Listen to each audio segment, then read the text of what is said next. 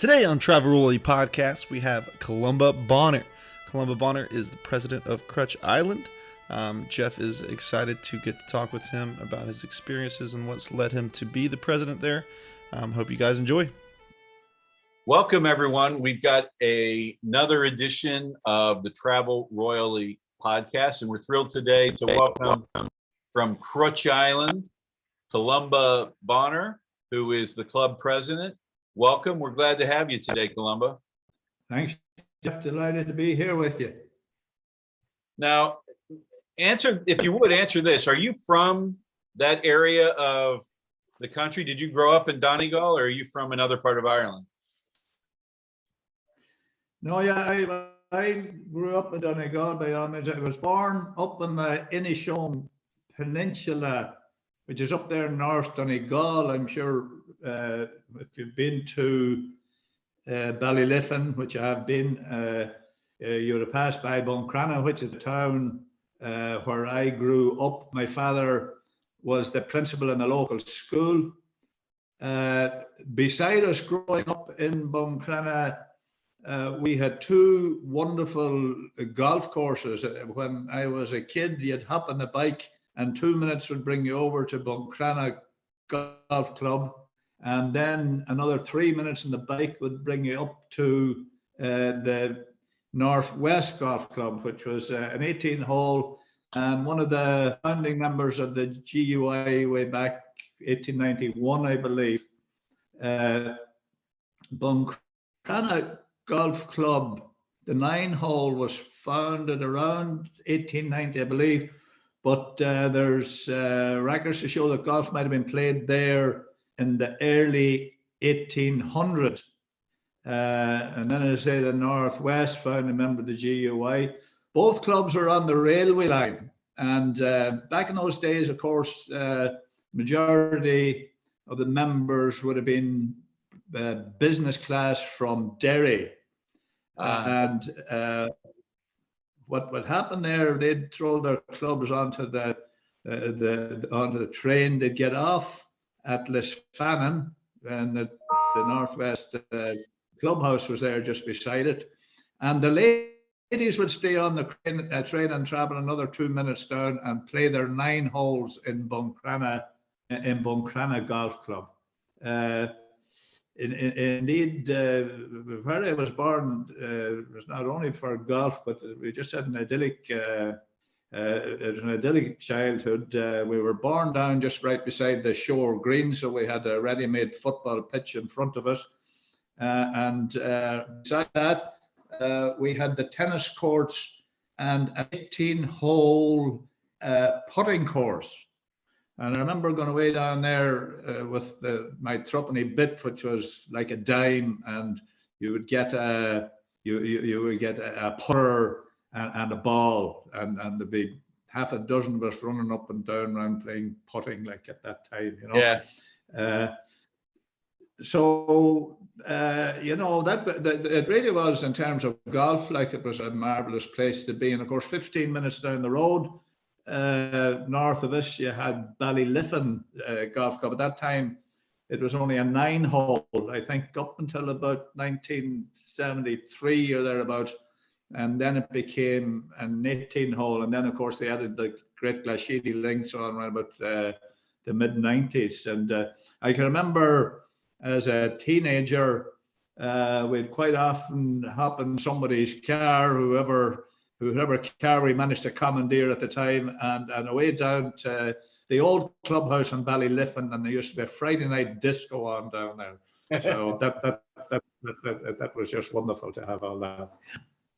Now, when you said there was a football pitch, did you play football or soccer? Did you play Gaelic football? I played football. That would have come from secondary school. I boarded in secondary school, St. Junan's in Letterkenny.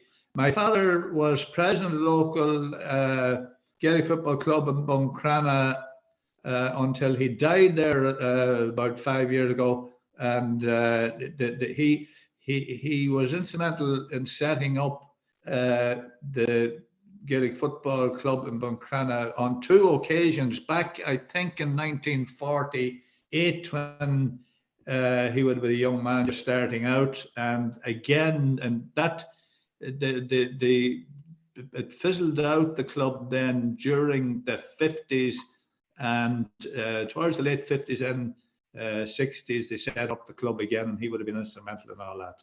And as I say, he was president, more or less president for life from early 80s on, I believe. Yeah. Well, you mentioned that you lived close to 2 golf courses in Buncrana. How did you come to golf?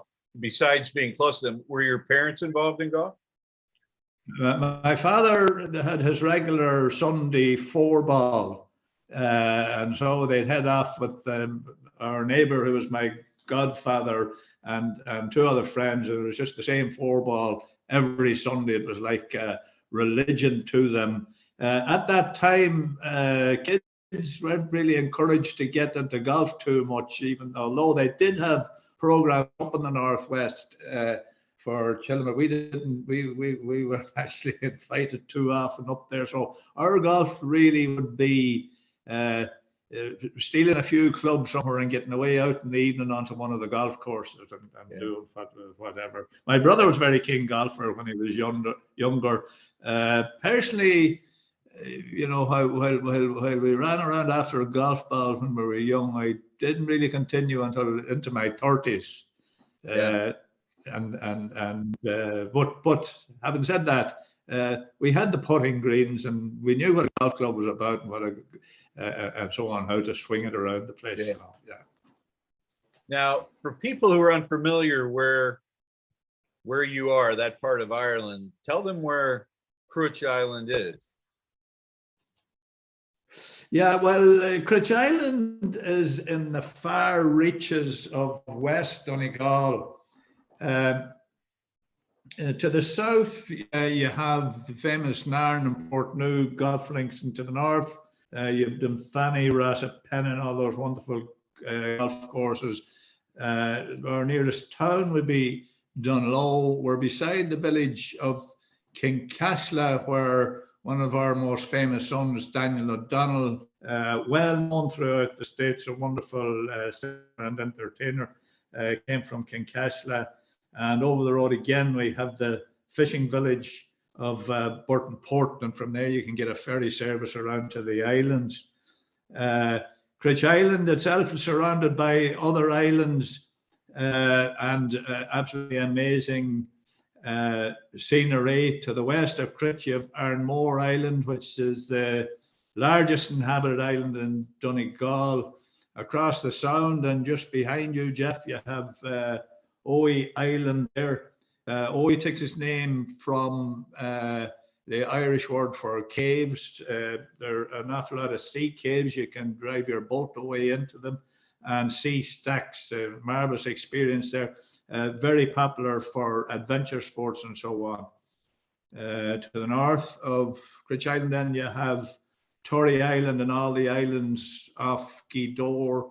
More famously, you would have Gola Island, which is famed in song and story. And then 15 minutes, I can see it over there, 15 minutes away, we have what we describe as Donegal International Airport. So you can fly into Dublin and hop on a plane then down to Donegal, and we'll pick you up and bring you down to Cruit Island to play your golf. There you go. Well, Columba, you're not going to believe this, but I may be the only American that's played Dunfanny Golf Club. Dunfanny, yeah. Dunfanny traditional links is where Paul McGinley learned to play his golf when he was a young fella. His father came there. The McGinleys all come from around that area. So that was Paul McGinley's introduction to golf, was on Dunfanny Golf Club. Have you also mentioned Nairn and Portneuf? Have you played that since that's gone through its renovation? Because I hear that's spectacular. I have indeed, yeah. I have indeed. Liam McDevitt down there has done a wonderful job on Nairn and Portneuf. We call it locally here Portneuf. Again, it's very popular with people coming from America and so forth. There's a lot of trade to the US there. A great place to go. We had our captain's outing down there last year, and that was very successful. Yeah. Excellent.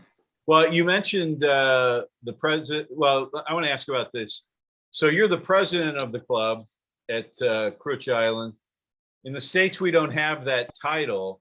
So tell our listeners what being president entails.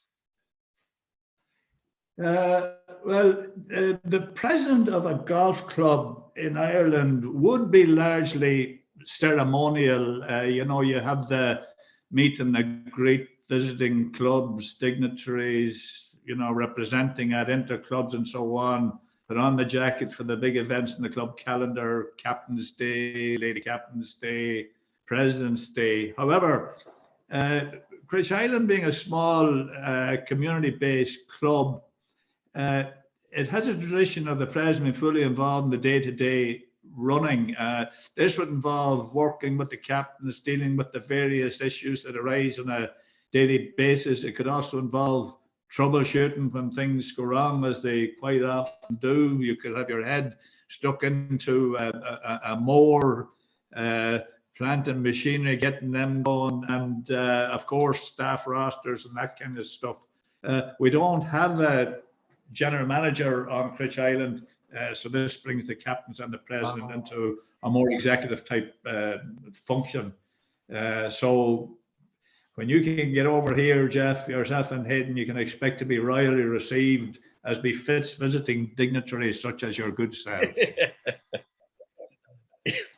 Yeah, I can't wait to be treated like a king with you in your club jacket on. So what you're saying, most definitely going to happen. Yeah. So what you're saying, Columba, is that you between you and the captain, you would perform the role between the two of you, what a club secretary or general manager would do? Type of thing. We have a committee, not just myself and the captain. We have a very strong committee. Always did have. Everybody gets stuck in. Everybody gets stuck into anything that has to be done in the club. You've got your bar convener who acts as a bar manager. You've got your greens convener who's out on the course working with the with our greens superintendent. Everybody just gets stuck in. We had there 2 years ago. We had a lot of upgrade on the course. We had a line of telegraph poles running down through the middle of the course that we've been trying to get rid of for years and years. So we got about 20 people together, and we managed to get the electricity supply underground, which was a marvelous improvement for the course at that time. All done on a voluntary basis. Wow, fantastic. Well, tell us. I want everyone to learn more about the club. We'll talk about the course itself later, but tell our listeners a little about Cruit Island, the club. So yeah, you're getting the pronunciation pretty good there, Jeff. I have to say, I'm quite impressed. Cruit is very much a community-based club. Membership largely drawn from the local community and the various islands round about. We have fishermen, teachers, all walks of life. Quite a few immigrants from the area would keep their membership here, come back in the summer for a few months and play away at their golf. We have visitors with long-term connections who return on a regular basis. We have quite a few overseas life members, a good few from the US, European. We have a few Germans, Dutch people, Belgian, and obviously from the UK, who've taken out the overseas life membership. So there's a great sense of camaraderie, friendship, positivity, if I could put it that way. And indeed, that's recognized by our visitors, both national and international, and it's the reason why they return time and time again. So it's a small enough club and small enough to offer like the personal touch, which of course critical to our long-term viability. How many members do you have? Members at the minute, I think we have If they are, I think it's 240 members, roughly 30 ladies, I think, maybe 35 of that order. We're smaller numbers. The ladies currently have a program going in order to encourage more ladies into golf. So they've got 24 people signed up to that, and we'd expect to get and hope to get a few members out of that. Yeah. Well, I'm glad you brought up women, because I think there's a wonderful legacy at Cruit Island with, you're one of the first clubs to admit women to your membership. And in addition, you're the first to have a woman serve as club president. So I'm guessing that makes the members proud, but how have those achievements shaped the club and its membership? Yeah, Jeff, you're right there. We're very proud of the fact that the ladies became full members, I think, of 1992. And then we had Eileen Oglesby being the first lady president of the club in Ireland. She served from 1984 until 1997 inclusive. That indeed does make us very proud. Eileen didn't see herself as a first lady president, rather, I would say, as an active president for the club, and a club that she loved. And again, she was born right across the bay there in Owey Island, which is right behind you there on the screen, Jeff, that we referred to earlier. And this made her very proud indeed. So she set the trend that continues to this day for an active and not an honorary presidency, if I could put it that way. Eileen then went on and she sponsored the John Oglesby Memorial Day, which was one of the biggest sponsored golf events we had in Donegal at that time. Excuse me. John was Eileen's husband, unfortunately bled to death on an accident on board his trawler off the coast of Mayo in 1989, when a winch rope wrapped around his leg, and unfortunately they couldn't get him ashore at the time. At that time, and we had no search and rescue facility along the west coast of Ireland. And we used to rely on the RAF to come from, generally it would be Lossiemouth or wherever. And I think from memory, the RAF had informed them that it would take 6 hours at the time to get over to the distressed boat. So John unfortunately met his death on account of that. And on the back of that, then they set up a committee here locally and in Mayo to lobby for the establishment of the search and rescue down along the west coast. And within 3 years, they had the search and rescue, the Sikorsky, as it is now, based in Finner Camp in South Donegal. And it's now a regular site, of course, over the islands here off Donegal. And unfortunately, it took the loss of Eileen's husband, John, for that to happen. That's a shame. So, well, yeah. Columba, the other thing that's interesting, you mentioned earlier Dunfanaghy, and I mentioned I played there. Now you mentioned Lossiemouth, where the RAF base is. I'm a member at Lossiemouth of the Murray Golf Club there. Yeah. Have you played there? No, I haven't played there. Played a lot of, I lived in Scotland way back here. We didn't play much golf, but I have been over and back to Scotland, played a good bit now and again since that, more recent years. Yeah, but I haven't played in Lossiemouth or Murray, you know. Yeah, that's a very funny coincidence. Well, let me ask this: so the club was built in, am I correct in saying 1986? 1986, the course opened, yeah. And you hired Michael Doherty from Derry to design it. How did the club come to hire him? Well, Michael Doherty was born in Buncrana, where I was born. I would have known the family quite well. In fact, very, very friendly with some cousins of his. When it comes to golf in the Northwest, Michael Doherty was just top of the pile. At 17, he was appointed club pro in the Northwest Golf Course in Buncrana.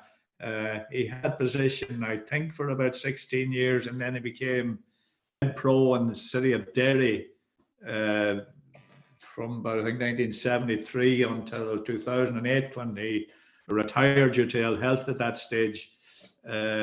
Michael, he served in the executive committee of the PGA in the UK, across the water, as we call it. And he was nominated Golf Professional of the Century at the Centennial of the PGA in 2001. Wow. Michael, so he really is golf royalty. In 1977, you mentioned the Ryder Cup at the Belfry, that infamous match between Bernard Gallagher and Jack Nicklaus. Well, Michael refereed that match. And that was the time, I'm sure you remember, when Jack Nicklaus conceded the point. And that lives long in the memory. So when they looked around for somebody to design Cruit Island, Michael was number one. And as far as I'm aware now, Cruit is the only course designed by Michael. So it's an enduring testimony to the greatness of the man. Well, I'll tell you what, it's fascinating that someone in their first attempt at building a golf course builds a course as wonderful as the one he built for you. But I think Ireland's got a wonderful history of golf architects. I mean, two that come to mind for me, and you'll probably know more, but Eddie Hackett and Pat Ruddy have designed, it seems like, countless courses around the island, right? Yeah, well, Pat Ruddy, I think, and Eddie Hackett. Pat Ruddy particularly has his name attached to nearly every golf course that I know. I actually met him there 2 weeks ago when I played down in the European Club. And I had to thank him for the two wonderful catalogues, photographic catalogues that he gave me about 4 years ago. One was a manual, I should say. One was on Ballyfin Golf Club, and the other was on Rapenna. And Pat had a wonderful eye for a photograph, and of course an amazing golf designer. And again, the European Club, probably one of the best links courses there is. Yeah. But mind you, you need to be on your game. It is tough. Yeah, I played there on a miserable day. It's got to be 20 years ago. How old is Pat Ruddy now? He's got to be in his 80s, right? Yeah, he'd be well into his 80s now. He hadn't been in the best of health, but the day we played there 2 weeks ago, my son was over from Canada, and I thought it was just, as we would say at this side of the world, sheer class when he arrived out on his buggy to the first tee to meet us and see us off. So I had a wonderful, really wonderful. That's amazing to me. I mean, in Ireland, he would be golf royalty, right? Absolutely, golf royalty. Yeah. Well, the idea that Michael Doherty did such a wonderful job. Tell us a little bit about your course and what makes Cruit Island so special and memorable. Yeah, well, where do you start on that one, Jeff? I mean, the location, the history of the island, the people, the history of the course. Cruit isn't any more an island in the real sense of the word, as it's now accessed via two bridges. There's a pedestrian bridge. The first thing you see, a beautiful pedestrian bridge there that dates back to, I think, 1911. On your way into Cruit, and the story has it that the local bishop was down reading his missal there on a Sunday morning prior to Mass when he noticed the local ladies coming across. Now, there would have been a little local ferry service there in a high tide, but when the tide went out, they could wade across, you see. And the bishop was, rather than being amused, he was quite put out by the fact that the ladies had to pull up their skirts in order to walk across the water. And from there, commissioned the pedestrian bridge. So you could say that the bishop was instrumental in preserving the modesty of the ladies of the island. Wonderful. Then, of course, the road bridge was built then around about, I think, 1946. And that brings you on an absolutely stunning 3-mile scenic drive along Kincastle Bay, and it brings you to what's described as a little piece of heaven that is Cruit Island Golf Club. I think the first thing you notice when you come over the hill and look down the golf club are all the sand hills at the head of the island. And the brings me in mind of a story of a teacher that was sent down by the local bishop again to teach on Owey Island. And the bishop, he asked the bishop, well, how would I get into the island? Well, he says, just go and stand on one of those sand hills. You see them there behind you, Jeff. So this figure teacher, he stood on a wee hill, and next thing, nothing was happening. So he jumped across to another hill and over and back like that, and he couldn't. All of a sudden, a whole flotilla of curraghs came out of the island, coming over for him. So what he didn't realize at the time, that each hill would have a connection with a particular household in the island. So if you're going to visit the island, you stand on a particular hill, and they know you're coming for them. So that's how that came about. The islanders then, indeed, they had the Owey Island. They would have had grazing rights then in where the golf course is on Cruit Island. So when they'd be bringing their animals to the market, they were able to bring them in, have them watered and foddered. They as a right there and part of the island. They also had an area for their curraghs to pull up, and an area for to stack their turf, because they didn't have turf in Owey. And then in 1984, some of the local golfers that would have by and large would have travelled down to Portneuf to play their golf. They decided they would come together, form a committee to see how they could locate and develop a golf club in the Rosses area. This area around here, they call it the Rosses, which is a parish in West Donegal here. And they approached the bishop, who owned all the land here at the time, and he agreed to lease the land to them on a 100-year lease. And they set about, and in conjunction with Michael Doherty, as you already mentioned, designed a golf course and started building it. And there was a local man here, Tony Boyle, who was a great footballer, and he had a small engineering works locally. And Tony Project managed the whole thing.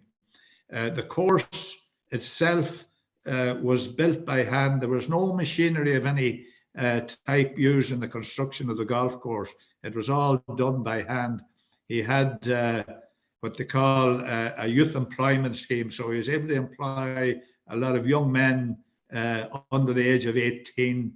And Tony would bring home the spades and the shovels every evening and get them sharpened up in order for keep them going again the next day. In certain parts of the world, Columba, we'd call that a sweatshop. Yeah, but having said that, the local social welfare office would pay them for their labor. So, but again, I do take the sweatshop analogy there seriously. How they made the course, because it's a links course and it's not really arable, and then I referred to the shovels and the spades that Tony would sharpen every evening. They would cut the sod off the top with the spade, and then they'd use the sods to bank up for tees and greens and that kind of stuff. And they sow the seed then on the course under, and that's how the course was developed. So we owe a great deal of gratitude to Tony Boyle, and again he won't be forgotten. His name is forever attached to Cruit Island Golf Course. So yeah, and what makes it so special? Just a wonderful test of golf, and a testament to Michael and Tony. And of course, when you arrive down on Cruit Island and you notice our visitors coming from tours from America, wherever it might be, the first thing they reach for, it's not the golf clubs, it's the camera. And we always like to see the visitors reaching for the camera. So that is testament itself to the beauty of the island and the course. Yeah. Well, I agree. I've seen lots of photographs of Cruit Island, and it's just stunningly beautiful. Now, when you guys play, a weekly medal or a monthly medal, you're playing 18 holes. So do you have two sets of tees, or how do you, and how different would those two sets of tees be? We have two sets of tees on 1, 2, 3, on 4 of the holes. On 5 of the holes. The other 4 would be the same tee. If you take the first tee, the first tee is an elevated tee box, and it would be totally different to the 10th tee. The 10th tee would be much more daunting. It's a long 380 yard, I think, par 4. But the secret is in the tee shot. You've got to land your tee shot in the right position. And on the 10th tee, you've got to hit in over the hill on the left and over the ladies' tee on the left. In your mind, you see the fairway in front, and so that's where most balls go, but it's not the place to be, because you're more than likely under the hill on the right, and that hill you want to avoid because it's going to cost you. Yeah. Then, of course, it brings you on then the 3rd tee, 12th tee, 2 totally different vistas. The same applies to the 6th and the 15th, both of which are right behind you. In fact, you could be sitting on the 15th tee box there now, Jeff, where you're positioned, and you can see from the tee below a totally different challenge. The same then applies to 8 and 17. 8 is a 225 yard par 3, I believe. 17, the tee box is in front of it, so you're down to about 180 yards par 3.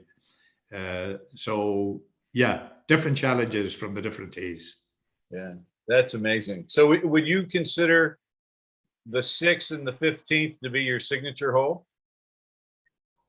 Is that what people? Yeah, our signature hole, of course, is the 6th and the 15th. Matter of fact, I played with a great friend, Hugh Gillespie, today, who parred the 15th, but he birdied the 6th to take the money. Now, it's not too often that would happen with this particular golfer, but he did it today, and in so doing, he won all the money. The 6th has been described by Kevin Markham. I think he said one of the best, most beautiful, and most terrifying holes in the world. So it could be anything from a 9-iron to a 3-wood, depending on the wind. It's only 150 yards.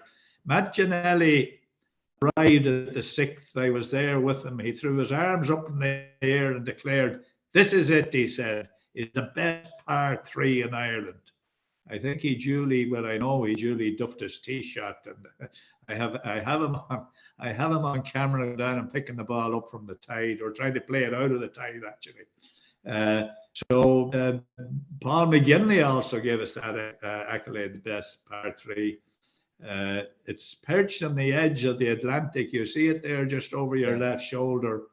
You're playing from the sixth, 150 yards over two ravines. Too long, you're over the back, you're in the Atlantic.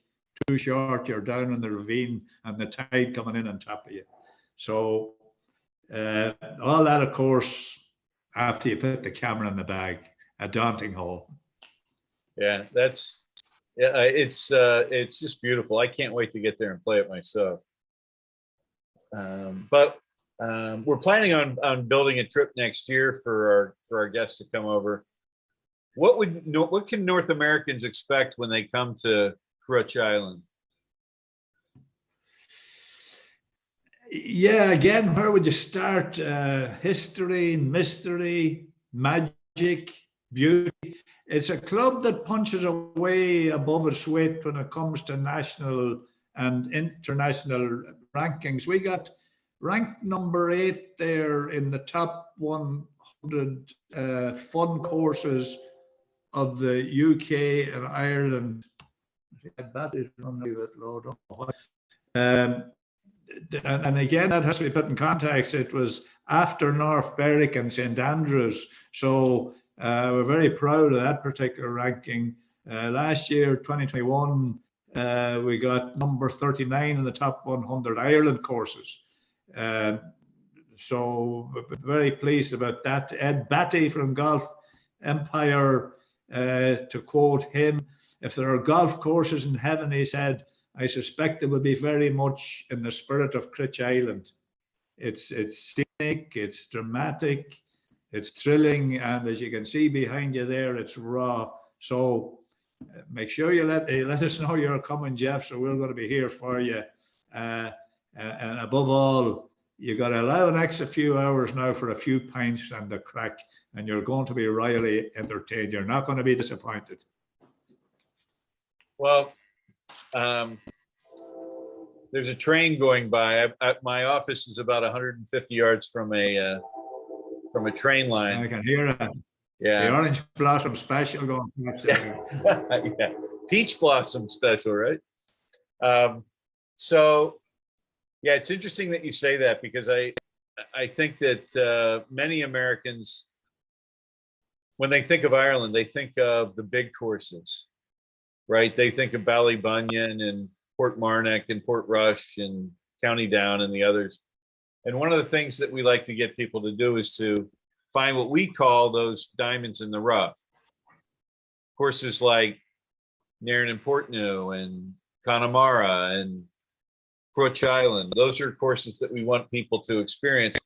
And for the very reason that you talked about, it's a very different experience, right? When you get out of the car and you walk into the clubhouse, you get a warm welcome.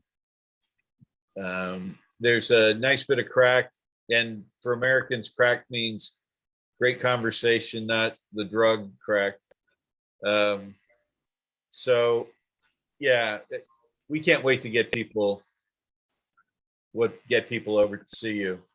So is there anything next on the club's agenda? Any improvements to the course or the clubhouse, or you're completely happy where the club is at the moment? Yeah, look, we had a tough time here over the COVID the last number of years trying to make ends meet. Obviously, last year we didn't get going in golf until it was into June, so we lost the whole first half of the year. Our biggest source of income is from our competition fee, believe it or not. The competitions are very popular. We're on the Wednesday Open and the weekend Open runs, both Saturday and Sunday. We get visitors from all courses around Donegal coming to us. So look at, there's a lot of positivity now looking forward. We feel we're going to have a good year. we're getting a lot of inquiries from America, people like yourself, putting in inquiries there, and we expect to have a good summer. We would feel,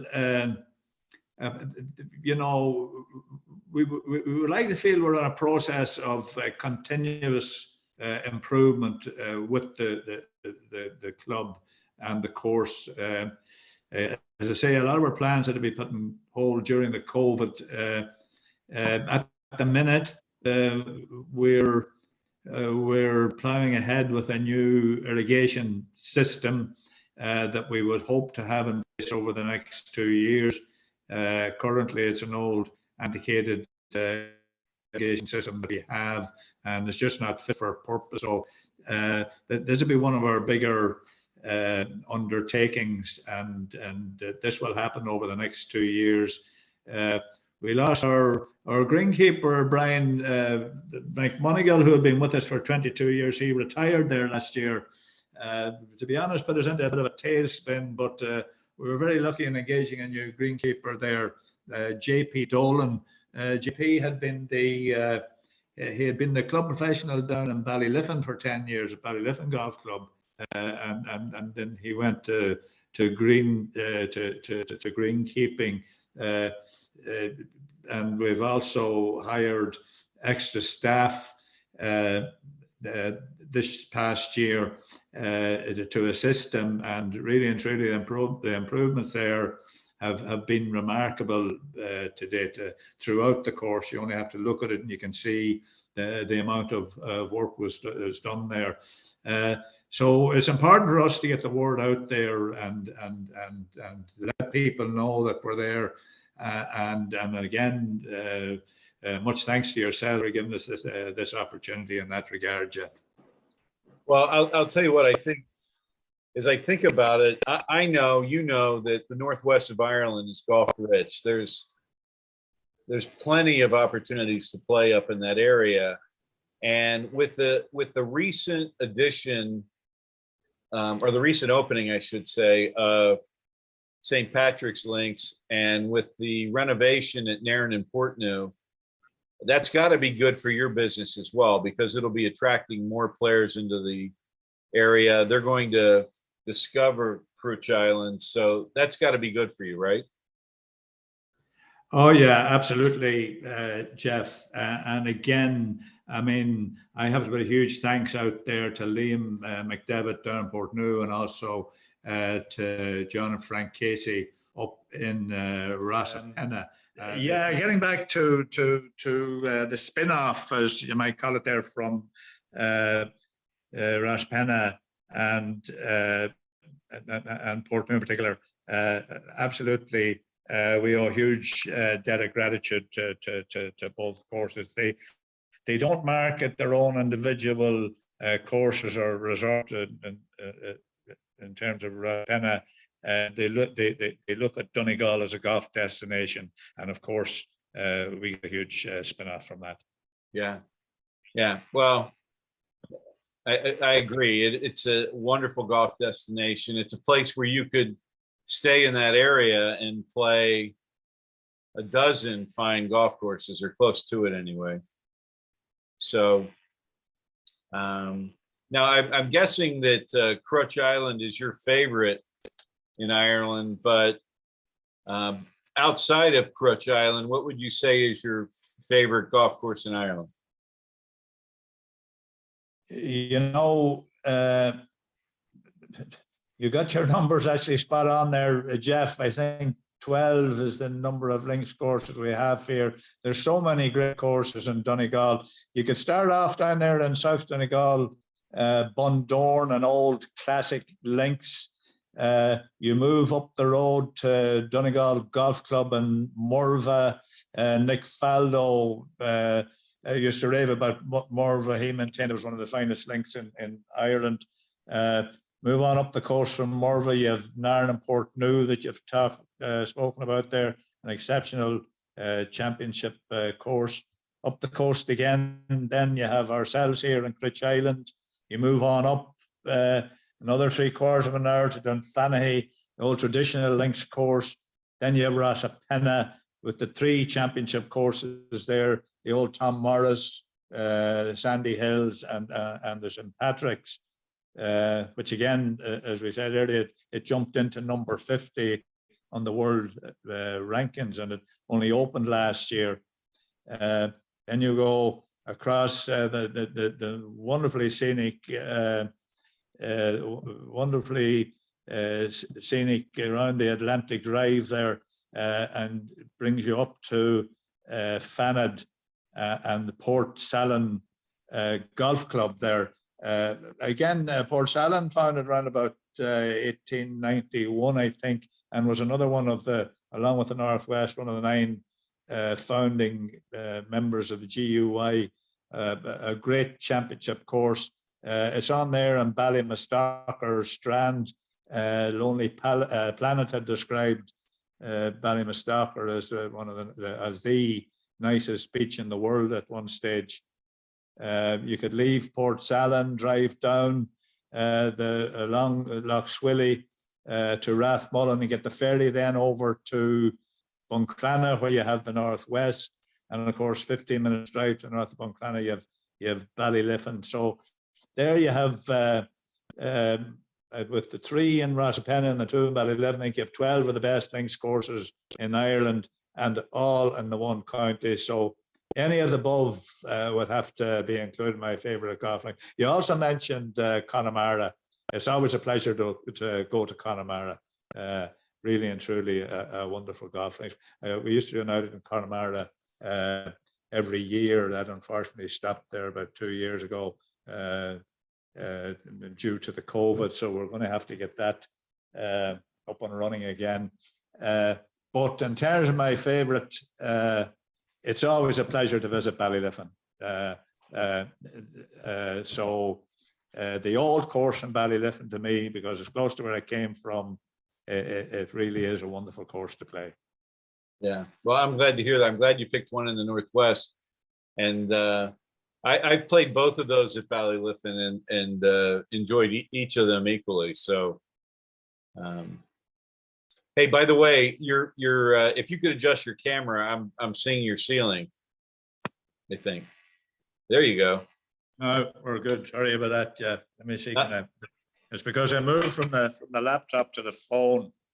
Not that you're much to look at, but it's better than the ceiling. I take all compliments, Jeff. Thanks for that. Okay, so you talked about Ballyliffin probably being your favorite in Ireland. What about, do you have a favorite course somewhere in the world that you haven't played that you'd like to play? You know, I used to go to the States quite a bit on golf trips a number of years back. We played many wonderful courses. We were a few times down in Houston. We're in San Antonio, I think Houston from memory, Augusta Pines down there, and Tour 18 in Houston. We played then down in San Antonio. I played the TPC in San Antonio. I think that was 2012. And the other one that comes to mind is the Quarry. We were up in Cape Cod way back then, around about 2006. We played Ballymead, which was a wonderful golf course. Farm Neck, Highlands Links away up there, up at Provincetown. We went one year to Northampton where we played some wonderful courses there, but I have an abiding memory of driving way up north, and that was in the fall, so the colors were changing all the way up. It was a wonderful experience, but we arrived at a golf course up there called Crumpin Fox, and it's one place I'd surely like to get back to. In terms of where I'd really like to play, I think the daddy of them all would have to be, for me, due to the Irish connection as well, maybe would be Whistling Straits in Wisconsin, where they had that 2021 Ryder Cup there. Famously, America ran out with quite a victory there in Wisconsin. So the Haven course or the Irish course, both in Whistling, I'd like to get there. Yeah.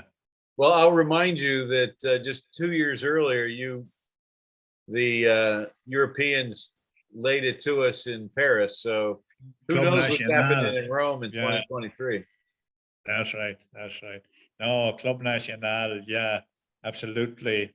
I think that result was 17 and a half to 10 and a half from memory. I think Whistling Straits, the Yanks won by 19-9, so they have a commanding lead coming into Rome. I think you got one on us there, Jeff. Well, we'll have to see it.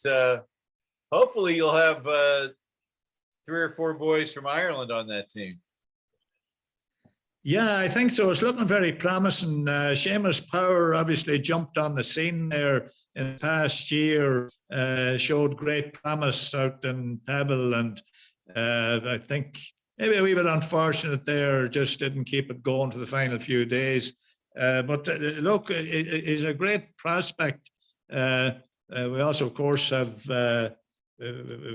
Shane Lowry, who we're very proud of over here, and Rory. So yeah.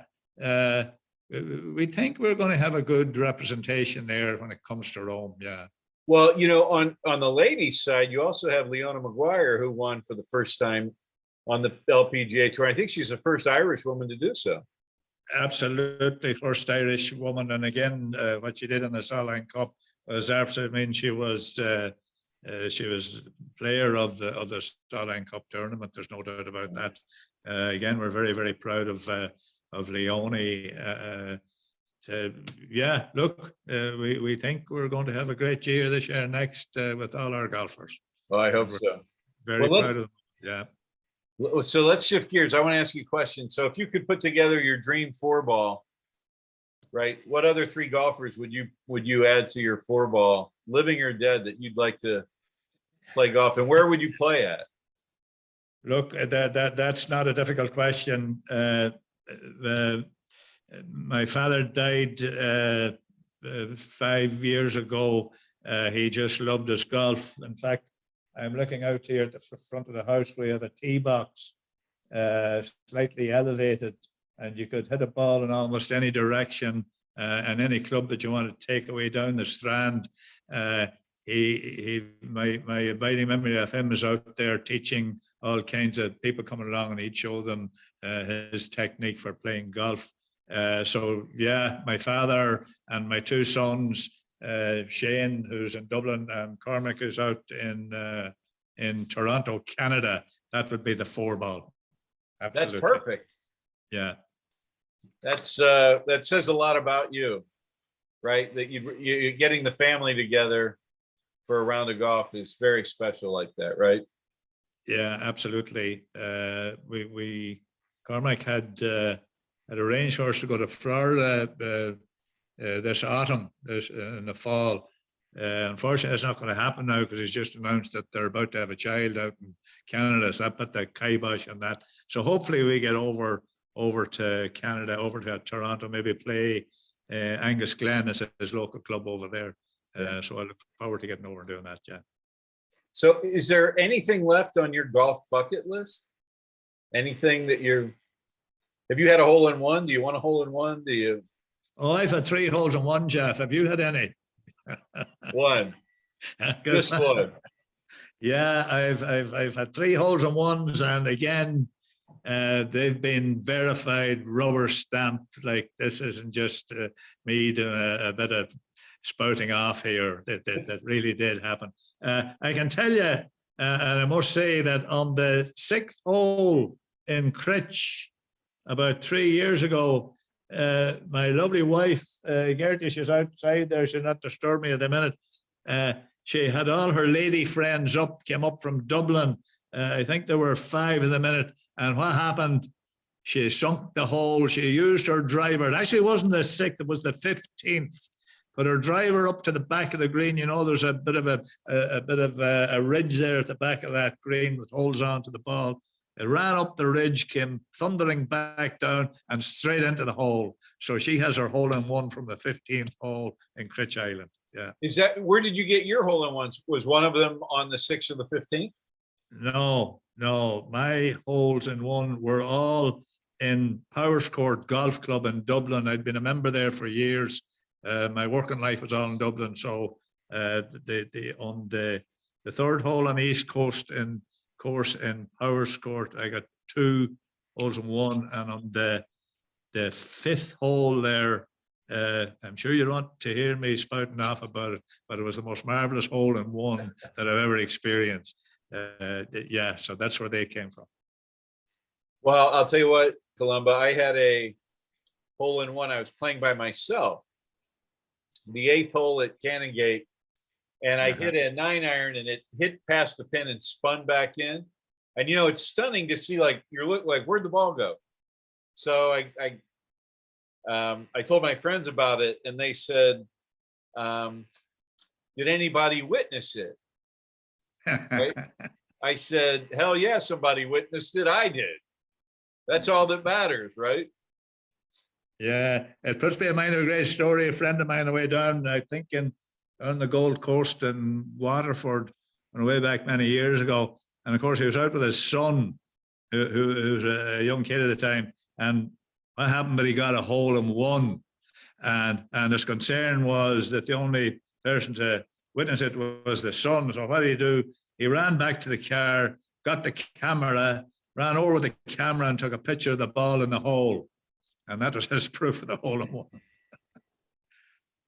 Well, I kind of did the same thing. I did a selfie with myself pulling the ball out of the hole, and you could see beyond the hole the pitch mark, because it only landed maybe a foot past the hole.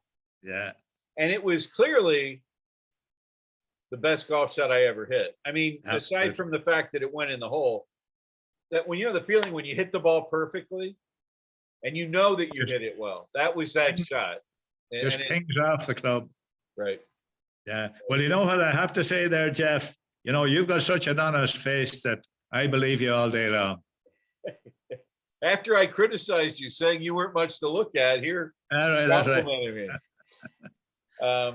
Okay, so last question. Hopefully we're going to send many visitors your way to play golf, right? They're going to love Cruit Island. So many people will be going to play links golf for the first time. What advice do you have for them as they come over to play Cruit Island and links golf for the first time in Ireland? I'm just looking at a little quote here on our a brochure that we have, and it says, links golf is a reminder of what golf was and what it always should be. To my mind, any links course is God's only creation, is his own creation. You're playing a different style of golf. The sod is much firmer underfoot. So you got to allow the ball to run onto the green rather than trying to fly a ball onto the green, if you know where I'm coming from.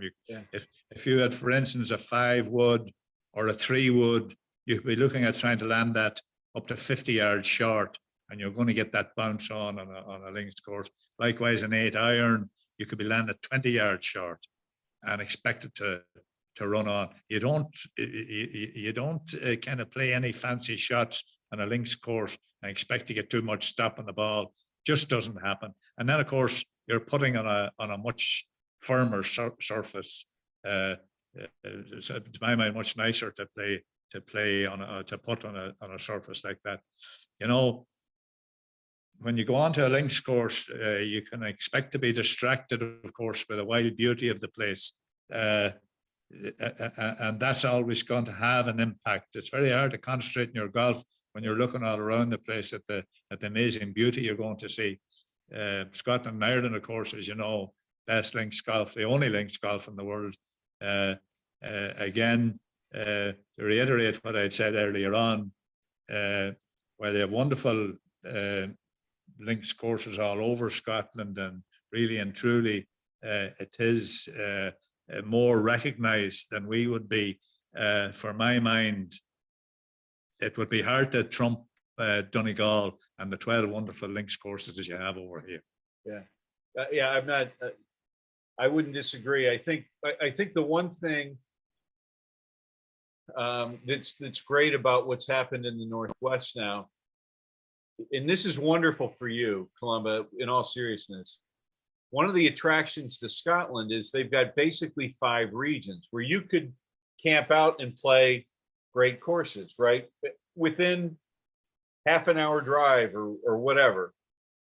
So you could go from Ayr to the Lothians to St. Andrews to Aberdeen to the Highlands, and there's plenty of golf in each of those locations. That's right.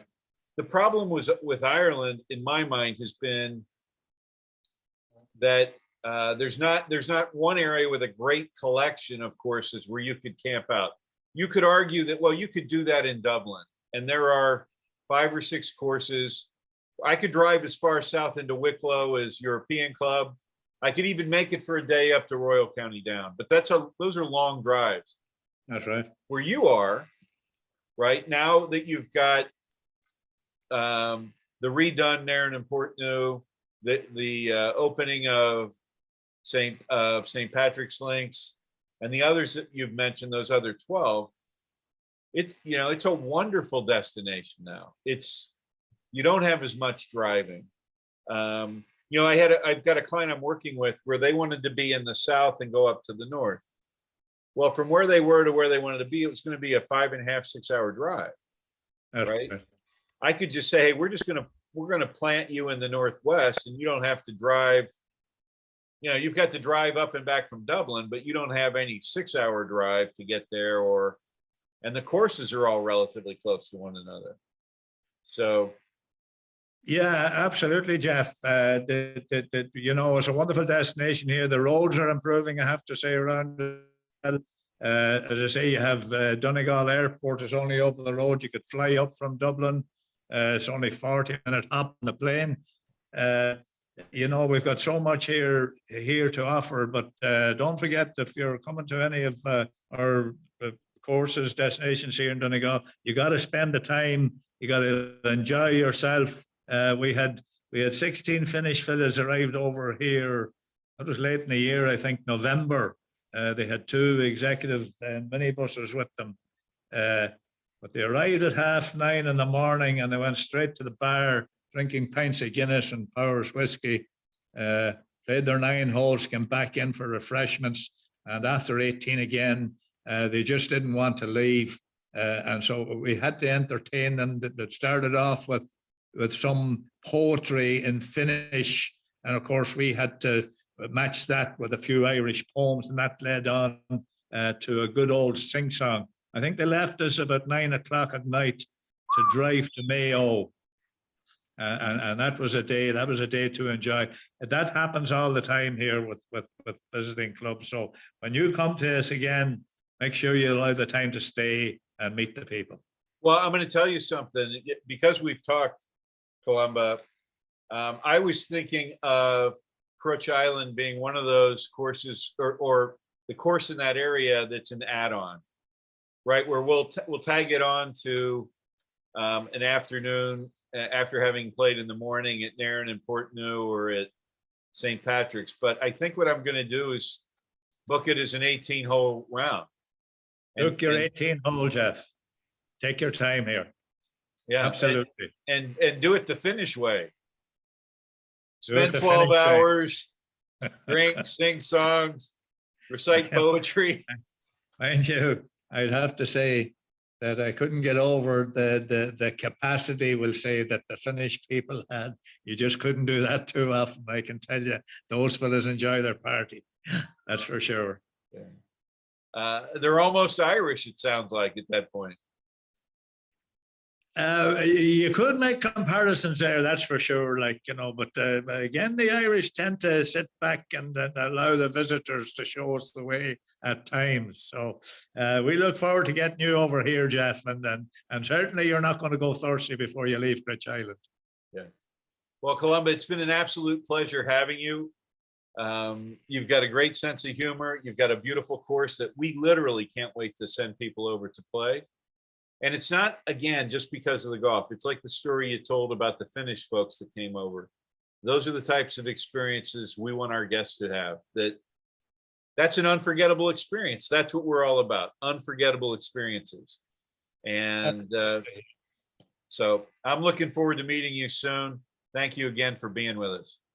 Yeah, thanks very much, Jeff. And again, we look forward to seeing you. And don't forget, it goes beyond golf as well. Right. We look forward to having you here. Thanks for joining us again on Travel Royally Podcast. I hope you guys enjoyed Columba and Jeff. Please like and share the video, and we will have another podcast out tomorrow, and then we'll see you next week.